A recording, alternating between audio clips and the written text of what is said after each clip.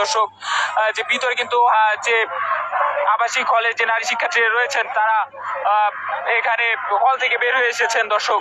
হল থেকে বের হয়ে এসে তারা কিন্তু নানান ধরনের ছাত্র রাজনীতি নিষিদ্ধের দাবিতে তারা নানান ধরনের স্লোগান দিচ্ছেন দর্শক।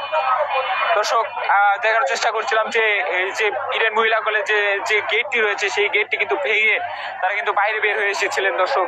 দেখানোর চেষ্টা করছিলাম আপনাদের সরাসরি।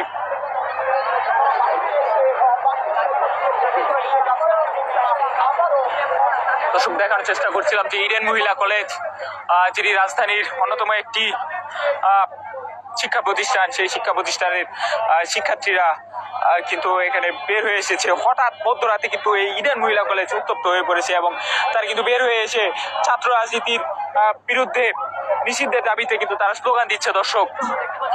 আপনাদের একটু সরাসরি কিন্তু দেখানোর চেষ্টা করছিলাম দর্শক। হাজার হাজার নারী শিক্ষার্থী কিন্তু এই যে মূল গেটের সামনে কিন্তু বের হয়ে এসেছিল এবং তারা কিন্তু আস্তে আস্তে পিছু হটছে দর্শক। এবং যে কর্তৃপক্ষরা ছিল সেই কর্তৃপক্ষরা কিন্তু এই মেইন গেটটি কিন্তু বন্ধ করে দিয়েছে দর্শক। দেখানোর চেষ্টা করছিলাম যে